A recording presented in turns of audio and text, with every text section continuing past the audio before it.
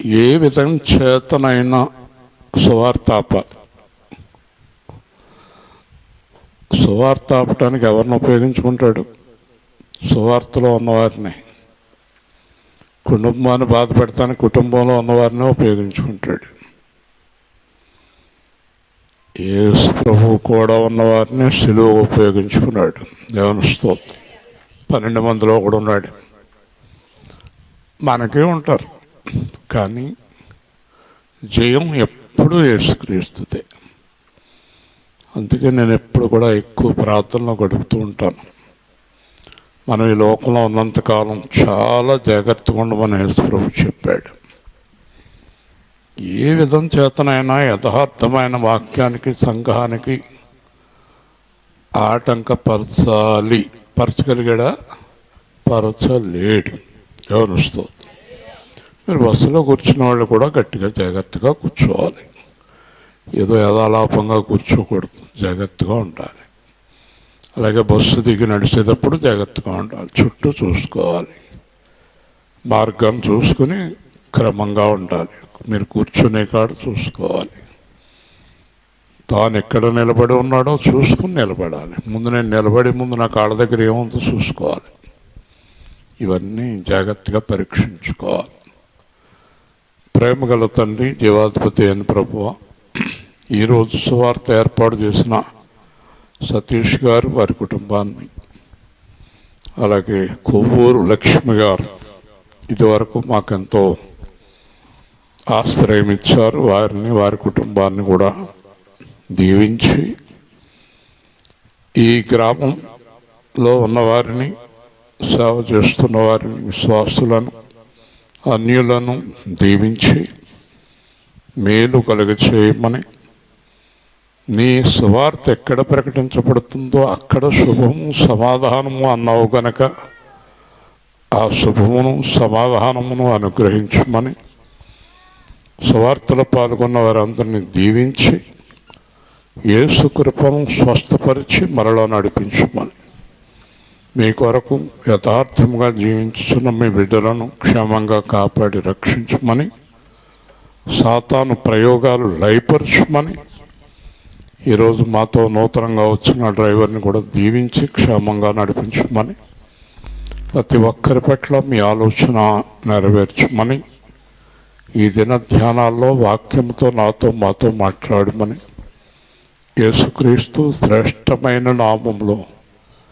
ప్రార్థించి వేడుకుంటున్నాం మా పరమ తండ్రి. ఆమేన్, ఆమేన్. అయ్యా నిన్నొక్కసారి,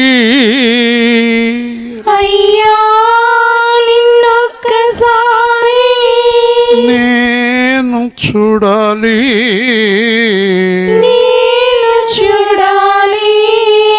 నా గుండెలో నా బాధ చెప్పాలి, నా గుండెలో నా బాధ చెప్పాలి. మా నాన్నయో, అమ్మా నాన్నయో నీవేనయ్యా, నీవేనయ్యా.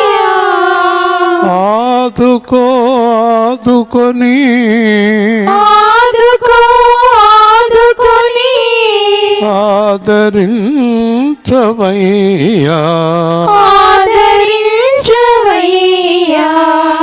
అయ్యా నిన్నొక్కసారి నేను చూడాలి, నా గుండెలో నా బాధ చెప్పాలి.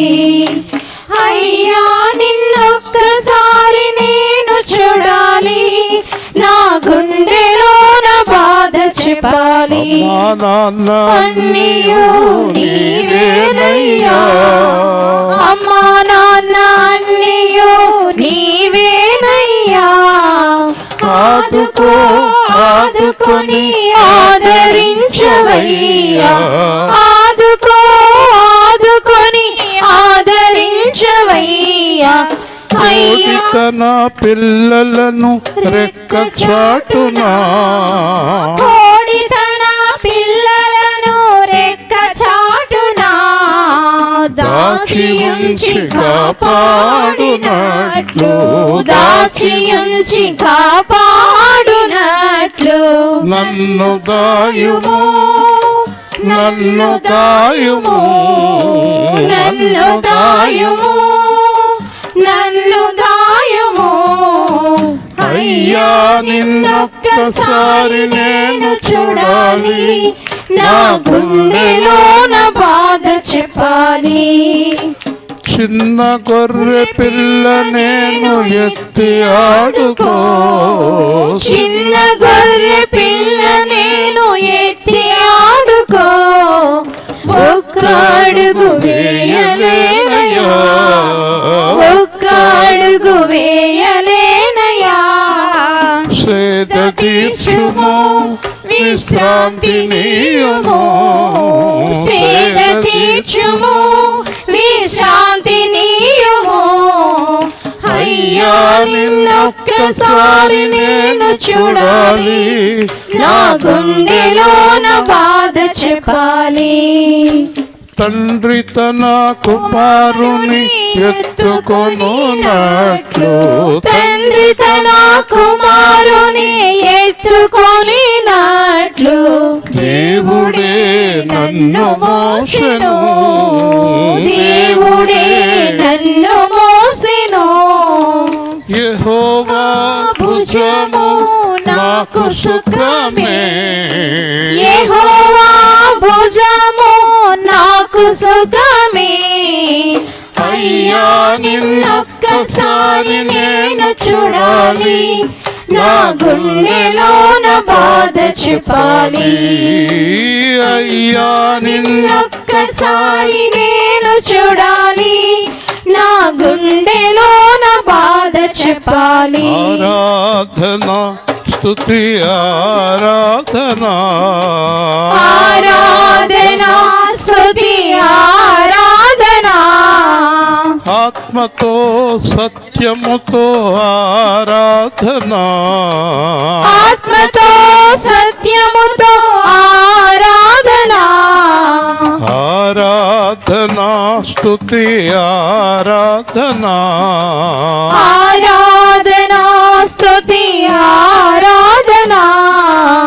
ఆదియు అంతము అయి ఉన్న వానికి, ఆదియు అంతము అయి ఉన్న వానికి, సర్వలోకనాథునికి సర్వశక్తిమంతునికి, సర్వలోకనాథునికి సర్వశక్తిమంతునికి, యెహోవా దేవునికి ఆరాధన, యెహోవా దేవునికి ఆరాధన, ప్రభువైన క్రీస్తుకు ఆరాధన, ప్రభువైన క్రీస్తుకు ఆరాధన, ఆరాధన స్తుతి ఆరాధన, ఆరాధన స్తుతి ఆరాధన. రోగమును శోకమును తొలగించువానికి, రోగమును శోకమును తొలగించువానికి, అపవాది క్రియలను లయపరచువానికి, అపవాది క్రియలను లయపరచువానికి, పరిశుద్ధ దేవునికి ఆరాధన, పరిశుద్ధ దేవునికి ఆరాధన, ఆరాధన స్తుతి ఆరాధన. అయ్యా ఆరాధన స్తుతి ఆరాధన, దహించు అగ్నికి ఆరాధన, దహించు అగ్నికి ఆరాధన, రెండంచుల ఖడ్గానికి ఆరాధన, రెండంచుల ఖడ్గానికి ఆరాధన, వాక్యస్వరూపికి ఆరాధన, వాక్య స్వరూపికి ఆరాధన, ఆరాధన స్తుతి ఆరాధన, ఆరాధన స్తుతి ఆరాధన, ఆరాధన స్తుతి ఆరాధన ఆరాధనా స్తుతి ఆరాధనా. సూచక్రియలు మహత్కార్యాలు చూడకుండా మీరు నన్ను నమ్మరా అని అడుగుతున్నాడు. అంటే దేవుడికి మనం ఏదో అద్భుతాలు చేయాలని పాట అయిపోయి తాళం ఎత్తాడు ఎందుకు? ఏదో అద్భుతాలు చేయాలని, ఏదో ఆశ్చర్యకార్యాలు చేయాలని దేవుడి దగ్గరికి వస్తున్నవారు దేవుడి గురించి వస్తున్నవారు కాదు, దేవుడు చేసే కార్యాలను బట్టి వస్తున్నవారు. అది దేవుడికి ఇష్టమా అంటే ఇష్టము కాదు అని మనం గ్రహించాలి. ఇక్కడ స్వస్థతశాల అని బోర్డు పెట్టారంటే ఇక్కడికి వచ్చే వాళ్ళందరికీ స్వస్థత వస్తుందని చెప్పేస్తున్నారు. కానీ యేసు ప్రభు మనకు నేర్పింది ఏంటంటే నీ చిత్తమైతే అని నేర్పాడు. క్రైస్తవులు కానీ సేవకులు కానీ ఎవరు కూడా ఇది నీ చిత్తమైతే చెయ్యని అంటలేదు, చెయ్యి అని అడుగుతున్నారు. ఎక్కడ ఎంత తేడా వచ్చిందో తెలుసా? నేను మరియమ్మ గారి విషయంలో కానీ నా విషయంలో కానీ నీ చిత్తమైతే చెయ్యి అని ప్రార్థిస్తున్నాను. నా గురించి కూడా అంతే. వినాలి, అంతమంది ఎందుకు ఆ గొడవకి? నీ చిత్తమైతే చెయ్యి. దేవుడి వాక్యాన్ని శ్రద్ధగా వినరు. నీ చిత్తమైతే చెయ్యి అని అడగాలి. చెప్పండి, నాకు పెళ్ళి చేయి, నా పిల్లల్ని, నాకు జీతం ఇయ్యి, నాకు డబ్బులు ఇయ్యి, నాకు బిల్డింగ్ ఇయ్యి, నాకు అది, నీకు ఇది అంటే ఆ పని కోసం వచ్చాడు యేసు ప్రభు ఇక్కడికి. అసలు అడగకూడదు అలాగా. జ్ఞానం ఉన్నవాళ్ళు ఎవరు అలా అడగకూడదు. దేవుడు అలా అడిగితే ఇష్టపడే దేవుడు కాదని కూడా మీరు గ్రహించాలి. ఎందుకంటే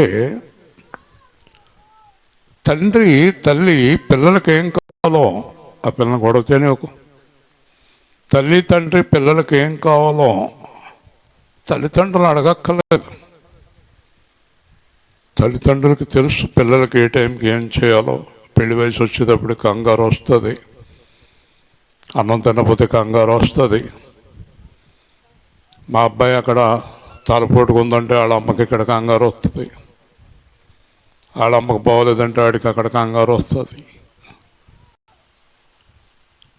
ఎంత లోక సంబంధంగా ఉన్నవాడికి కంగారు వస్తే దేవుడికి ఎంత కంగారు వస్తుంది. హల్లెలూయా. ఇశ్రాయేలీల పడి ఉన్నాడు 3 రోజుల నుంచి సువార్త చేయాలని ఆయన కూడా. మీరు ఆయన నీతిని, ఆయన రాజ్యాన్ని వెతకాలి. అస్తమానం రోగాల గురించి మాట్లాడకూడదు, అస్తమానం పెళ్ళిళ్ళ గురించి మాట్లాడకూడదు. ఆయనకి తెలీదా పెళ్లి చేయాలని? ఆయనకి తెలీదా అన్నం పెట్టాలని? ఆయనకి తెలీదా బట్టలు ఇవ్వాలని? ఆయనకి తెలీదా నీ కడుపు నొప్పిగా ఉంది, తలనొప్పిగా ఉందని? ఆయనకి తెలీదా కింద పడింది నడుము నొప్పి పెట్టిందని? ఆయన పని మీద కదా వచ్చాం, అన్నీ తెలుసు ఆయన. అర్థమైంది మీకు? ప్రతిదీ తెలుసు ఆయనకి. ఆయనకి తెలియంది ఎక్కడుంది? ముఖ్యంగా ఆయన పిల్లల విషయంలో ఆయనకి తెలియకుండా ఎలా ఉంటుంది? ఆయన పిల్లలకి ఈ టైంకి ఇది చేయాలని మీరు అడుగుతూ మానేయాలి. మొట్టమొదట దేవుడి దగ్గర నీ ప్రార్థన ఎలా ఉండాలంటే ఆమోదయోగ్యముగా, ఆయనకిష్టమైన జీవితములో. వింటున్నారా? ఎవరికి ఇష్టమైన జీవితం? దేవుడికి ఇష్టడుగా ఉండాలి. అనేక మంది ఆయనకి ఇష్టలుగా లేకపోయారు అన్నది వాక్యం. దేవుడికి ఇష్టం లేని పనులు నేను చేస్తూ నన్ను స్వస్థపరచమని అడిగితే ఎలా స్వస్థపరుస్తాడు? రోజు పేకాటికే తాగుడికి డబ్బులు ఖర్చు పెడుతూ, ఎంతో మంచి పిల్ల అనుకున్నాం, దంట కొట్టుకుంటే ఇలా చేసేస్తుంది. పేకాటికి తాగుడికి డబ్బులు అడిగితే రోజు తల్లిదండ్రులు భార్య ఎక్కడి నుంచి తెచ్చిస్తారు కదా? ఆలోచించారా? మొట్టమొదట ఆయన దృష్టికి యోగ్యురాలుగా కనబడ్డాక మన గురించి దేవుడు ఆలోచన ప్రారంభిస్తాడు. అప్పుడు మనకి ఏం కావాలో ఆయనకి ఇష్టమైనట్లుగా చేస్తాడు, మనకిష్టమైనట్టుగా కాదు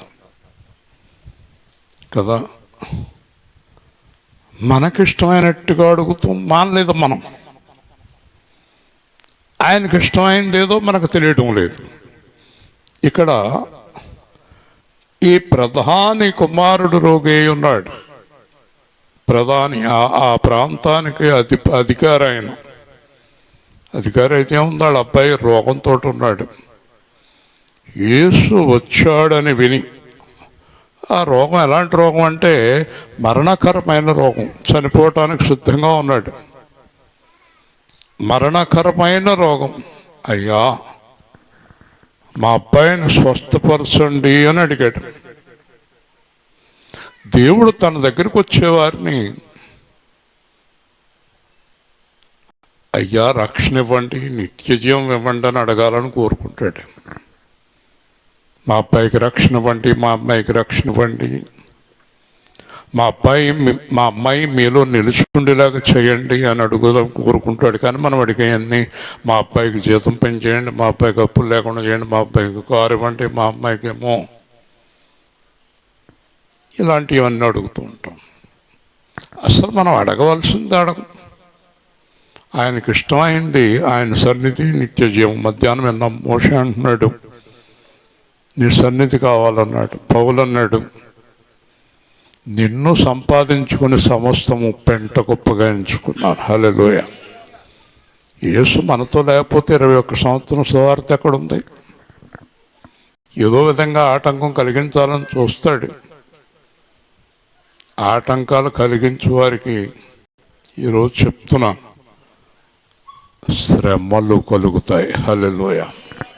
భయంకరమైన శ్రమలు. మంచం మీద నుంచి 2 నెలలు లేవరు.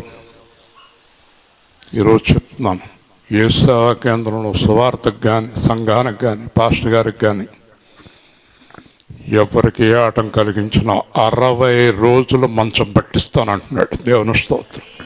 అర్థమైందా? ఒక్కోసారి ఒక్కో విషయాన్ని బయలుపరుస్తుంటాడు దేవుడు. నాకు 60 రోజులు బయటికి రారు, మంచం నుంచి లేవరు. ఈ 60 రోజులు ప్రార్థన చేయాలి. పొరపాటు అయిపోయింది ఇంకెప్పుడు చేయను ప్రభు. 38 సంవత్సరాలు పడున్నాడు కోనేటికాడ. 38 సంవత్సరాలు ఎందుకు పడున్నాడో ఆడికి తెలదు. దేవుడు చెప్పాడు, ఇలారా వచ్చాడు. 38 సంవత్సరాలు ఎందుకు పడున్నావు తెలుసా? ఎందుకు ప్రభువా? నీ అంత నీచమైన పనులు చేసినాడు ఇక్కడ ఎవడు లేడు. దేవుని స్తోత్రం. నువ్వు పాపి, నీ పాపానికి శిక్ష 38 సంవత్సరాలు. కాబట్టి ఈ రోజు నుంచి మళ్ళీ పాపం చేశావో అన్నాడు. కాబట్టి దేవుడితో ఆటలాడుకోకూడదు. నేను ఒక మాట మీకు చాలా స్పష్టంగా చెప్తున్నాను, యేసు ప్రభు దగ్గరికి రాకూడదు. వస్తే ఆయన ఇష్టాలుగా ఉండాలి. ఇది ప్రమాదం, చాలా ప్రమాదం, భయంకరమైన ప్రమాదం. విజయవాడలో స్టీమర్స్ విజిటింగ్ ఉంటుంది, లైఫ్ జాకెట్స్ ఉంటాయి. ఈ జాకెట్స్ అన్నీ అక్కడ ఉంటాయి. స్టీమర్లో కూర్చున్న వెంటనే మన దగ్గర జాకెట్ తోటి పెడతాడు. మాకు అక్కర్లేదు అంటే సడన్గా స్టీమర్ తెరవబడిపోయినప్పుడు గొప్పకున్న జాకెట్ వేసుకుంటే నీళ్ళలో హాయిగా బయటకు వచ్చేస్తావు. అక్కర్లేదన్న వాళ్ళు ఏమవుతారు? మునిగిపోతారు. మాకు అక్కర్లేదు అంటే కుదురుతుందా?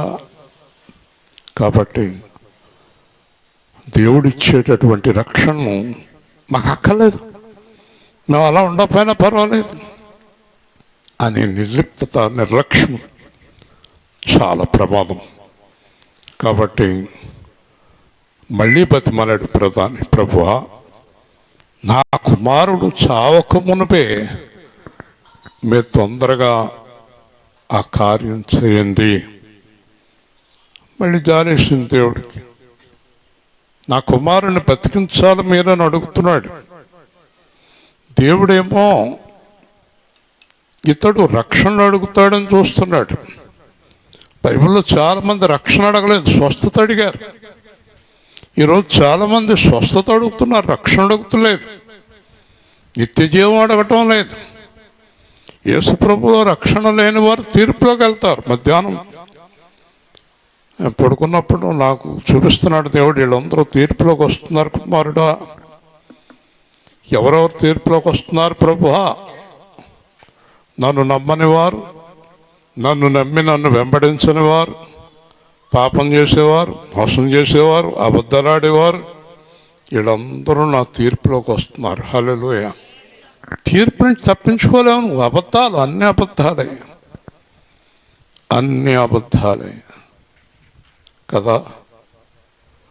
అప్పులేందో అప్పు ఉందంటుంది. ఏమ్మా అప్పులేందో అప్పు ఉందని ఎందుకన్నా మా దగ్గర డబ్బు ఉందనుకుంటారండి. సరే అండి, ప్రతి విషయం తీర్పులోకి తీసుకొస్తాడు. ప్రతి విషయాన్ని చాలా జాగ్రత్తగా మాట్లాడాలి. అవునంటే అవును, కాదంటే కాదు అని చెప్పాలి. నా దగ్గర డబ్బు ఉంది కానీ నేను నీకు ఇవ్వను. వాళ్ళు అంటారు ఎందుకు ఇవ్వరు, మళ్ళీ ఇవ్వు. మళ్ళీ ఇవ్వకుండా ఉంటే నేను అందరికి పంచిపెట్టుకుంటూ పోతే నేను అడుక్కోవాలి అందరినీ అని చెప్పాలి. నీ మాట అవును కాదు అని ఉండాలి, ఖచ్చితంగా ఉండాలి, స్థిరంగా ఉండాలి, బలంగా ఉండాలి. కాబట్టి ఇవన్నీ మానేసి ప్రభువా నా కుమారుని బతికించు, నా కుమారుని బతికించు అని ఓల పెడుతున్నాడు.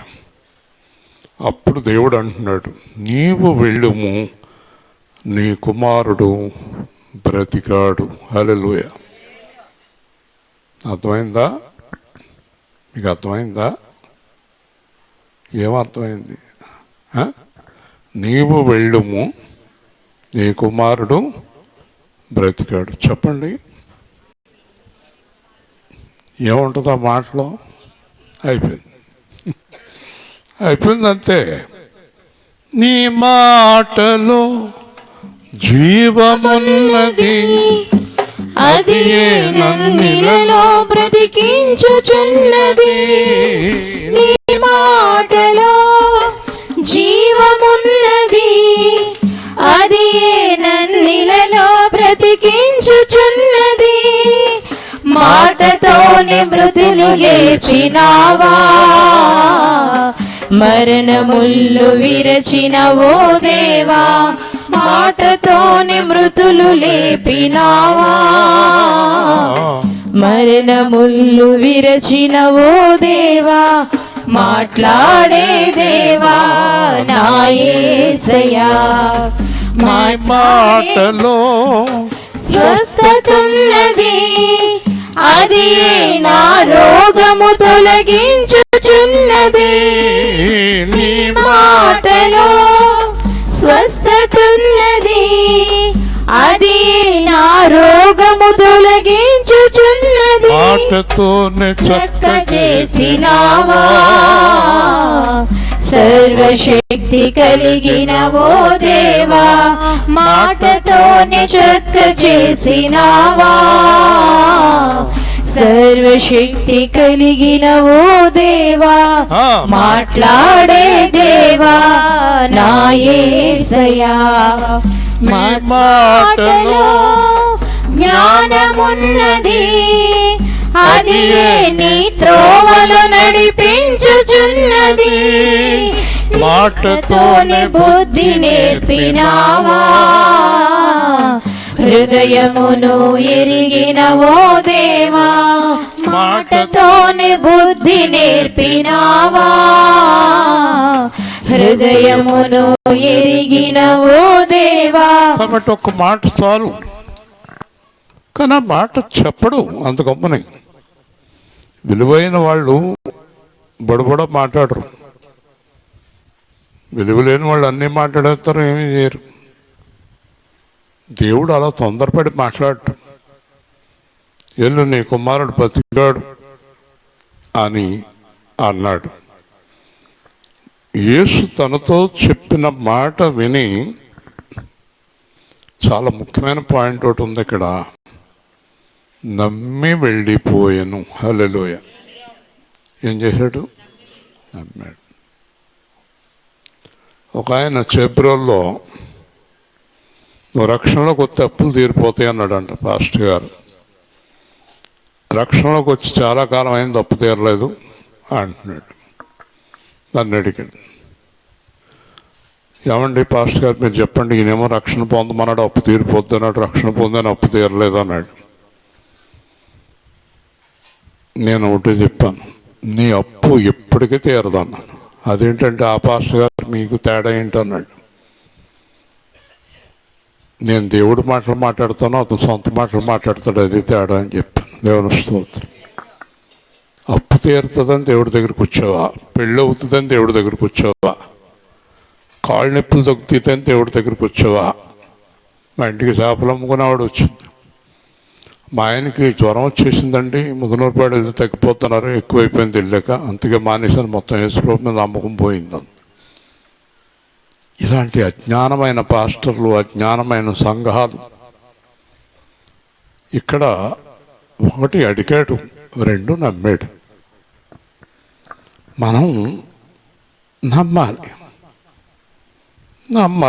ఉదాహరణకి నేను అనారోగ్యంగా ఉన్నప్పుడు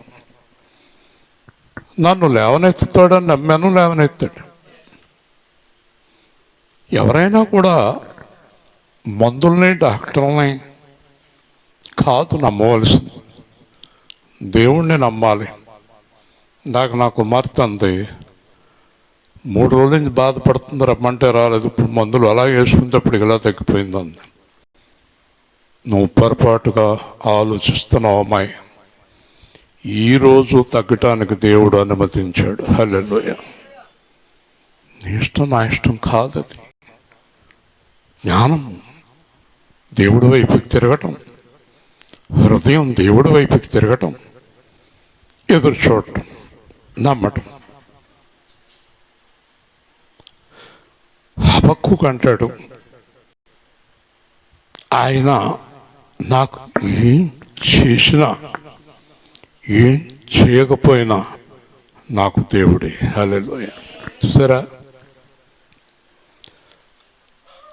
సరిగ్గా బోధించేవాళ్ళు, యథార్థమైన సేవకులు లేనిపోని మాటలు చెప్పి విశ్వాసుల్ని మోసం చేయరు, లేనిపోని మాటలు చెప్పరు. ఈరోజు ఒక కూలి పని చేసుకునే అమ్మాయి,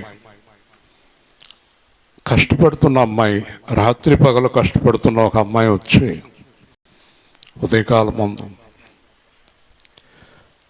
నేను నిన్న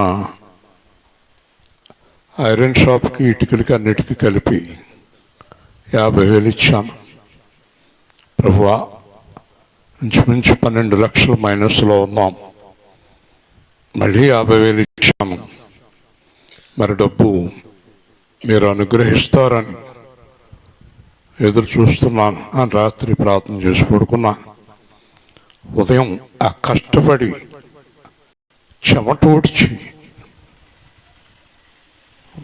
చాలా కాలం నుంచి దాచుకున్న 50,000 పట్టుకొచ్చి దేవుడికి ఇచ్చింది. గట్టిగా చెప్పాలి.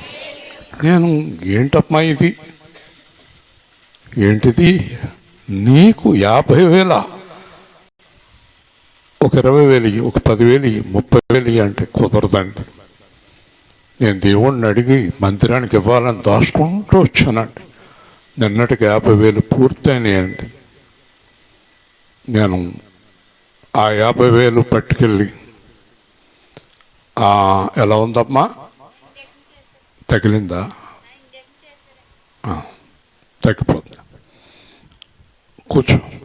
ఆ 50,000 పట్టుకెళ్ళి పైకి మోకరించి ప్రార్థన చేసి, ప్రభువా మరి మీరు ఆవిడకి ఏమిస్తారు, 50,000కి 5 లక్షలు ఇస్తారా, 10 లక్షలు ఇస్తారా అని అడిగాను దేవుణ్ణి.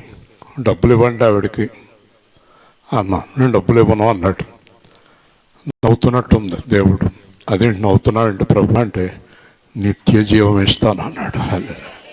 ఇంకేముంది, నా హృదయం ఆనందంతో పొంగిపోయింది. ఎందుకంటే ఆ ఆస్తిపరుడు ఉన్నాడే నా దగ్గరికి వచ్చాడు. వాడు నాకు ఏమి ఇవ్వనన్నాడు, వాడు ఎవరికి ఏమేమన్నాడు, ఇంత డబ్బు దాచిపెట్టుకున్నాడు, కోట్లు దాచిపెట్టుకున్నాడు. అందుకే వాడికి నేను నిత్యజీవం ఇవ్వలేదు. ఆవిడ దగ్గర ఉన్నదంతా పట్టుకొచ్చి ఇచ్చి నాకు ఇచ్చేసింది, నిత్యజీవం ఇస్తున్నాను అన్నాడు. హల్లెలూయా. చూసారా, డబ్బున్న వాళ్ళు ఎవరండి, లేని వాళ్ళు ఇస్తారు. ఎప్పుడు సంఘాల్లో ఎక్కడైనా సరే జరిగేది ఇది. అంతకుముందు 2 సంవత్సరాల ముందు సిమెంట్ పనికి వెళ్ళి కూలి పనికి వెళ్ళేవాడు పట్టుకొచ్చి ఒక 40,000 ఇచ్చింది. అప్పుడు నేను ఇవాళ ఉదయం ప్రార్థన చేసినప్పుడు దేవుడు అన్నాడు, ఇస్రాయేల్ ఏంటన్నాడు. ఏ ప్రభు ఇంకెప్పుడు పొరపాటుగా ఆలోచించను. ఏంటన్నాడు, మందిరం పూర్తి అయిపోయిందో అన్నాను. దేవుని స్తోత్రం. అంతే. అలాంటి బిడ్డలు ఇచ్చినప్పుడు మందిరం పూర్తి అవ్వకుండా ఎలా ఉంటుంది? అన్ని కష్టాల్లో అన్ని శ్రమల్లో అంత డబ్బు పట్టుకొచ్చి ఇచ్చిన మందిరం పూర్తి అవ్వకుండా ఎలా ఉంటుంది? అంటే దేవుడు ఎవరిని ప్రేరేపిస్తున్నాడో వాళ్ళు వింటున్న వారికి నిత్య జీవం ఇస్తాడు. హల్లెలూయా. చాలా మందిని ప్రేరేపిస్తాడు ఇవ్వండి అని. ఎవరు మా దగ్గర అక్కడ ఉంది అంటారు. కాబట్టి ఇక్కడ దేవుడు నిత్య జీవానికి ఎక్కువ ప్రాధాన్యత ఇస్తున్నాడు. నిత్య నరకం నుంచి తప్పించాడు. ఇక్కడ నమ్మి వెళ్ళిపోయాను. మీరు యేసు ప్రభు దగ్గరకు వచ్చి చాలా సంవత్సరాలు అయింది. నమ్మారో లేదో తెలియదు. నమ్మారో లేదో తెలియదు. యేసు ప్రభు అన్నాడు మార్తతోటి మరియతోటి, మీరు నన్ను నమ్మిన ఎడల మహిమను చూస్తారు. హల్లెలూయా. నమ్మకం, దేవుడు చేస్తాడని నమ్మకం. నిన్న 50,000 ఇస్తే ఇవాళ పొద్దున 50,000 పట్టుకొచ్చి ఇచ్చాడంటే ఏమనుకోవాలి? అది కూడా ఒక లేనివాళ్ళ ద్వారా, డబ్బున్న వాళ్ళ ద్వారా కాదు. ఇలాగా నా జీవితంలో 28 సంవత్సరాల నుంచి జరుగుతుంది. హల్లెలూయా. రాత్రి ప్రార్థన చేయటం, పొద్దున్న ఇవ్వటం, రాత్రి ప్రార్థన చేయటం, పొద్దున్న ఇవ్వటం, 24 గంటల్లో. వింటున్నారా? కాబట్టి ఇక్కడ మనం చూసినప్పుడు మొదటిది వేడుకున్నాడు, 2 నమ్ముకొని వెళ్ళిపోయాడు. అతడు వెళ్ళిచుండగా అతని దాసులు ఎదురుగా వచ్చి, ఏమయ్యో అయ్య బాబు ఎదురుగుండా వస్తున్నారు, మా అబ్బాయికి ఏమన్నా అయిపోయిందా? అయ్య బాబు నాకు ఎదురు వచ్చేస్తున్నారేంటి? నీ కుమారుడు టప్పన లేచి బ్రహ్మాండంగా ఉన్నాడు. హల్లెలూయా. బ్రతికేశాడు. యేసు ప్రభువు నమ్మండి, ఆయన ఏదైనా చేయగలడు. ఆయన చేయలేని కార్యాలు ఏమీ లేవు. కానీ ఎవరి పట్ల చేస్తాడు అనేది మీరు గుర్తుపెట్టుకోవాలి. నమ్మాలి, వేడుకోవాలి, గోజాడాలి, పాదాలు పట్టుకోవాలి. మొట్టమొదట నిత్య జీవం అడగాలి. నిత్య జీవం అడగాలి. ఒకరోజు నా రాధాకృష్ణ కాకేశారు. తణుకులో పాస్టర్లు అందరూ పెద్ద సన్మానం చేశారు. పెద్ద లిస్టు చేతులు పెట్టారు. ఇంటికి వెళ్ళిపోయాక అన్నాడంట, ఎందుకు వచ్చిన సన్మానాలు చూడు ఎన్ని అడుగుతున్నారు వాళ్ళు. చూసారా, పెద్ద లిస్టు చేతులు పెట్టారు. మనం ఈరోజు వరకు ఏమీ అడగలేదు. మొన్న ఒక ఆయన చెప్పాడు రాధాకృష్ణ గారితో, మూర్తి గారు మిమ్మల్ని ఏమన్నా అడిగారు? ఆయన ఏమో అడగడు, కాబట్టి చేద్దాం అంటాడు. దేవుని స్తోత్రం. గొప్ప కోరికలు, ఇదని అదని అదని ఇదని దేవుడి దగ్గర మనుషుల దగ్గర అడుగుతూనే ఉంటారు. చూసారా, అతడు బ్రతికి ఉన్నాడు. అప్పుడు ఏ గంటకు బాగుపడ్డాడు వాడు? ఏ గంటకు? నిన్న 1 గంటకు నిన్న 1 గంటకు, చెప్పండి గట్టిగా చెప్పాలి, నిన్న 1 గంటకు లేచాడు.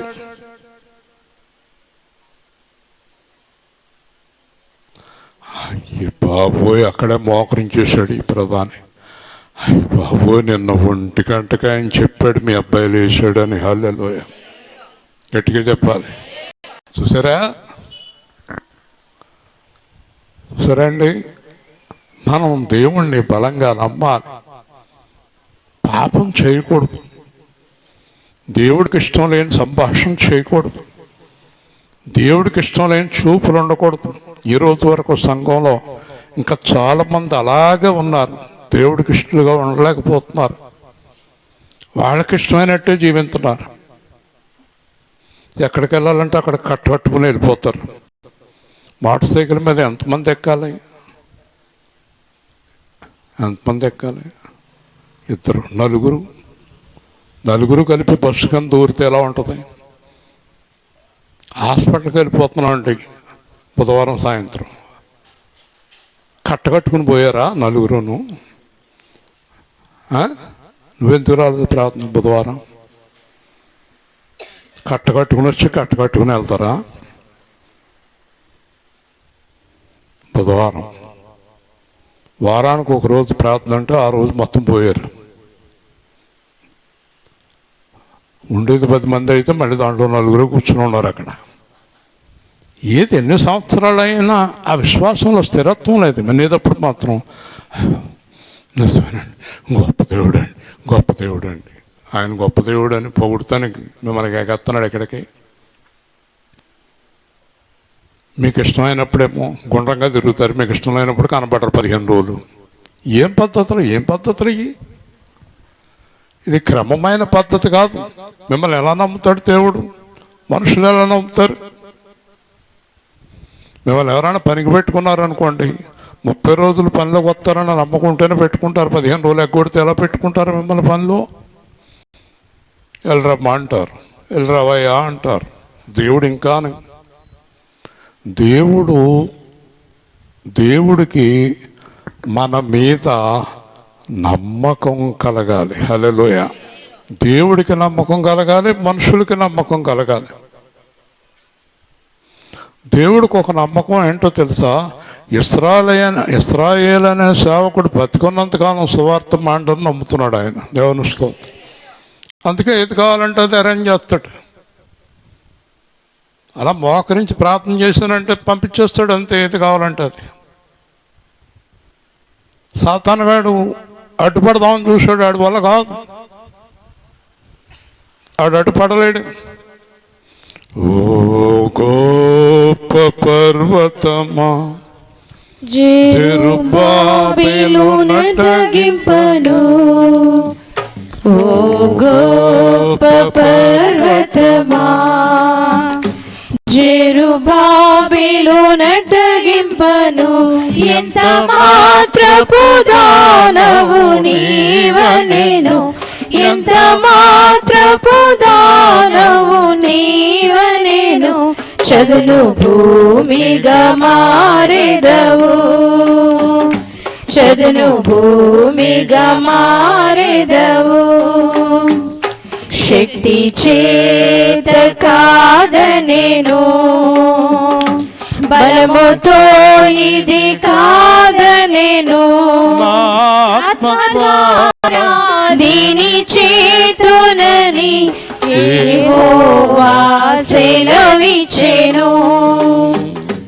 శక్తి చేత కాదనెను, బలముతో ఇది కాదనెను, ఇశ్రాయేలు విను, నీ భాగ్యమెంత గొప్పది, యెహోవా రక్షించిన నిన్ను పోలిన వారెవరు, యెహోవా రక్షించిన నిన్ను పోలిన వారెవరు. నీకు ఇష్టమైనప్పుడల్లా దేవుడు నిన్ను ఇష్టపడిపోవాలి, నీకు ఇష్టం లేనప్పుడల్లా దేవుడు నిన్ను వదిలి వెళ్ళిపోవాలి. అది మీ ఇంట్లో అనుకుంటున్నానంటే దేవుడు అంటే నీకు ఇష్టమైనప్పుడు వస్తావు, నీకు ఇష్టమైనప్పుడు మానేస్తావా? నీకు ఇష్టమైతే విశ్వాసం, నీకు ఇష్టమైతే విశ్వాసం లేదా? ఏదో దేవుడు నమ్మాను కానీ దేవుడు నాకేం చేస్తలేదంటావా? ఎందుకు చేయాలి నీకు? ఇందాకేమన్నాడు? శుచిక్రియల కోసం వచ్చారా మీరు నా దగ్గరికి? నా కోసం వచ్చారా? దేవుడే నాతో ఉన్నప్పుడు నాకు శుచిక్రియలతో పనే ఉంది. దేవుడిని కోరుకోవటం నేర్పాడు యేసు ప్రభు, మనం కోరుకోం. ఆ కార్యాలు, ఈ కార్యాలు, ఈ కార్యాలు, ఆ కార్యాలు. దేవుడే మనతో ఉన్నప్పుడు ఏ కార్యాలు కావాలి నీకు? చెప్పండి. దేవుడు మనతో ఉండటం కన్నా గొప్ప కార్యం ఏదైనా ఉంటే లేచి నిలబడి చెప్పండి. ఉందా? చెప్పాలి. దేవుడు మనతో ఉండే కంటే గొప్ప కార్యం.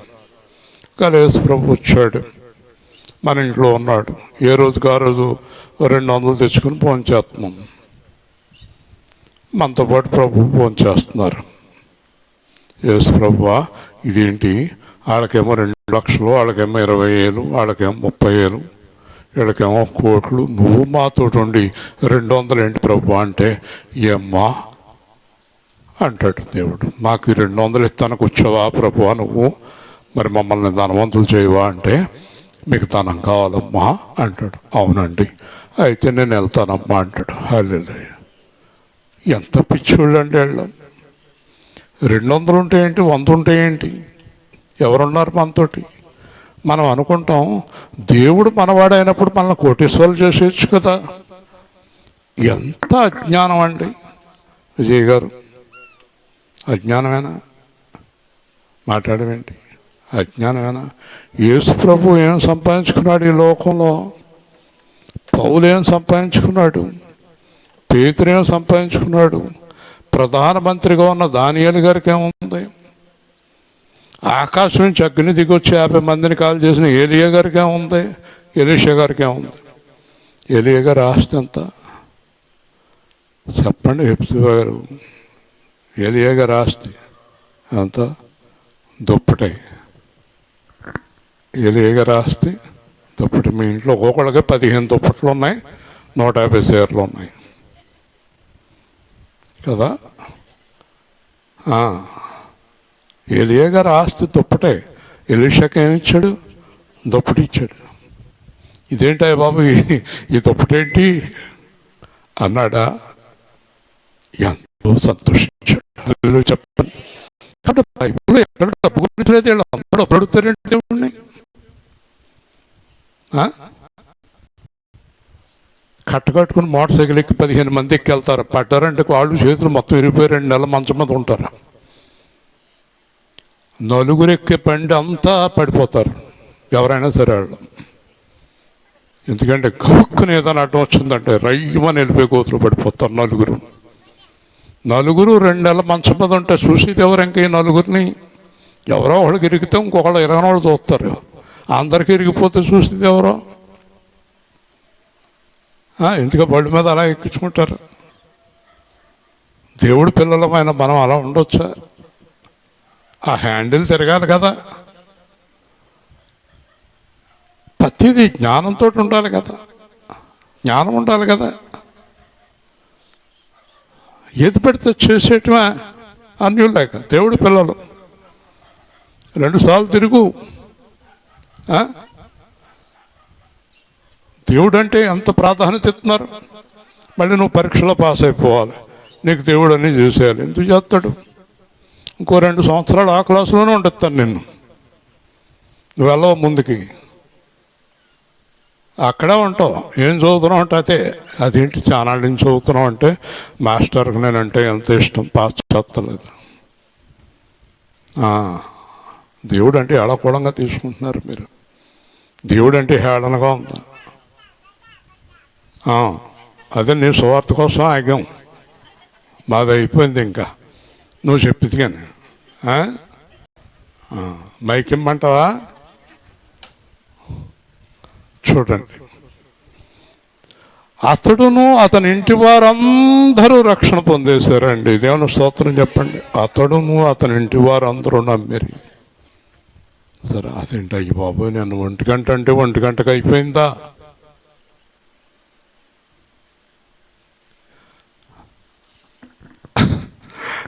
మన సంఘంలో చాలామంది నన్ను కోరుకుంటారు, మీరు ఏమనకండి అని.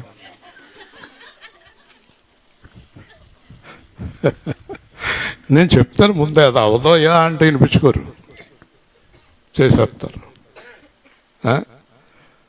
పైగా నాకు పెద్ద సర్టిఫికేట్, అదేంటి తెలుసు, మీరు అన్నారు కదండి ఇంకా అలా అవుతాయి, అదేంటి నేనంటే ఆగిపోద్దా? చూసారా, మొదటిది ముగింతనాను, దేవుడి దగ్గరికి వచ్చాడు. 2 దేవుడిని అడిగాడు. 3 దేవుడిని నమ్మి వెళ్ళిపోయాడు. 4 అందరూ దేవుణ్ణి నమ్ముకున్నారు. హల్లెలూయా. సరే అండి, దేవుణ్ణి నమ్మిరి. ఇది యేసు చేసిన శుచిక్రియ. కానీ దేవుడికి ఈ కార్యం చేయటం ఇష్టమా అంటే ఇష్టం లేదు. ఇష్టం లేకుండా కొన్ని చేశాడు. ఎందుకు ఇష్టం లేదంటే మీకు అందరికీ చాలా స్పష్టంగా చెప్తున్నాను. దేవుడికి ఏది ఇష్టం అంటే మనం రక్షణ పొంది నరకం నుంచి తప్పించుకొని పరలోకం వెళ్ళే ఆలోచనే ఇష్టం దేవుడికి. దేవుని స్తోత్రం. మిగతా అన్ని తర్వాత ఆయన దీన్ని పట్టించుకోడు ఆయన ఎక్కువగా. మీకు బాగా ఉదాహరణ తెలుసు. ఎలీషా ఎలాంటి దైవజనుడు? ఎలీషా ఏ రోగంతో చనిపోయాడు చెప్పు? మరణకరమైన రోగముతో. దేవుని స్తోత్రం. అంటే క్యాన్సర్. ఎలీషా క్యాన్సర్ నయం చేయలేడా? హిజ్కియాకి నయం చేశాడు కదా. హిజ్కియాకి నయం చేశాడు కదా. ఎలీషాకి నయం చేశాడా? పౌలుకి నయం చేశాడు. పౌలుకి నడువు నొప్పి. ఇప్పుడు యేసుకృపకు వచ్చింది ఇవాళ నుంచి. పౌలుకి నడువు నొప్పి కానీ ఇలాగంటది, ఏమంటే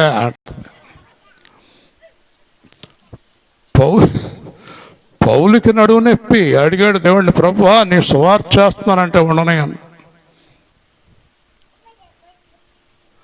నేను ప్రతిరోజు ఏదో దాంతో ఉంటాను. దేవుడిని రోజు అడుగుతూ ఉంటాను, ప్రభు ఇవాళ తలెప్పుగా ఉంది, వికారంగా ఉంది, మధ్యాహ్నం వికారంగా ఉంది, నాకు ఉండనే అంటాడు.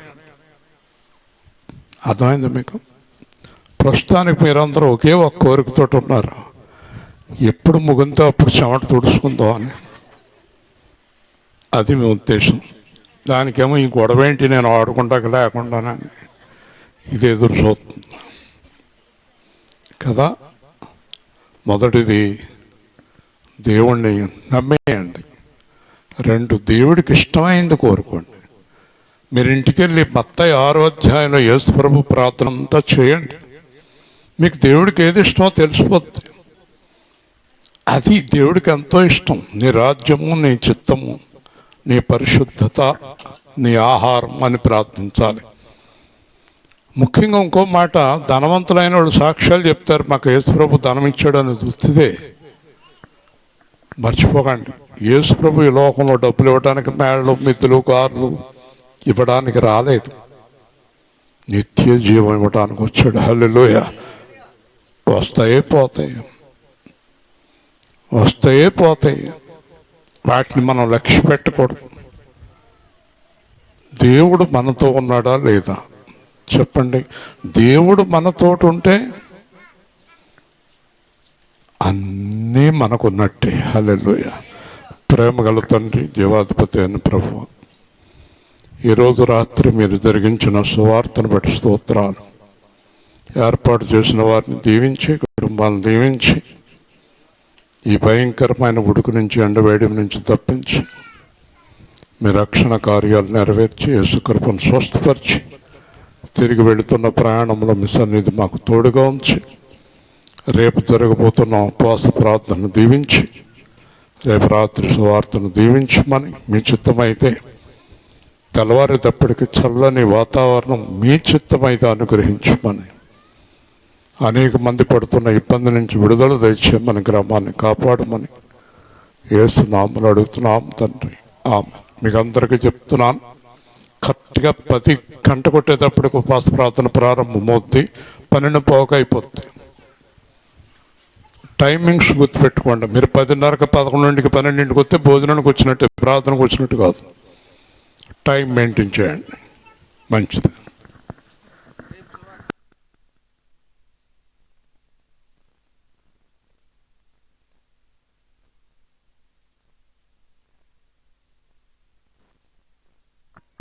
రేపు పగలు చెప్పకూడదండి సువార్త. రేపు రాత్రి ల్యాబ్ వీధిలో ల్యాబొరేటరీ ఉంది కదా, ఆ వీధి చెరువు ఎదురుకుండా ల్యాబ్ వీధి